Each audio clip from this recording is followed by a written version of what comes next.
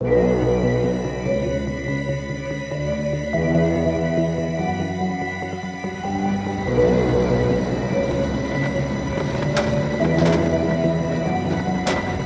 eu pego skate pra fazer um rolezinho, eu me sinto bem melhor. Com a minha família, os irmãozinhos, eu fico bem melhor. Mesmo escrevendo sozinho, não me sinto só, tipo, me vejo ótimo como um kick-top. Pego skate pra fazer um rolezinho, eu me sinto bem melhor.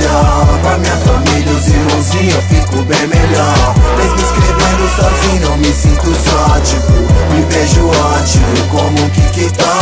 Meu irmão que levava a sério, andava todo dia sem medo, mistério, sonhava se jogar pro campeonato, ei, tinha vez que até colava chapado. Pior que na mão, o resultado era legal, seu estilo de skate era sobrenatural. Voava na rampa, seu switch era pampa, ao mesmo tempo muito natural. Era 20 flip no quintal, hoje é de cake no overall. Tá tipo capa da banca, vagaba do chão, a patroa que te engana e paga mal. Sabe que no Brasil é bem normal, cê trampa de graça sem R$1. E nessa caçada cê mosca, te arrasta, ficou tipo prato principal. Mas pouco acredita, se empenha e dedica, percebe em detalhes a vida motiva. Tipo tem slide, Joe, tipo chama a mina pra chegar pra um show bom. Tipo aquela rima de briga, pensou do contigo quando eu revi, me emocionou. Sabe que eu sou sério no que eu quero, com o cérebro espero o tempo do senso. Eu pego skate pra fazer um rolezinho, eu me sinto bem melhor. Com a minha família, os irmãozinhos, eu fico bem melhor.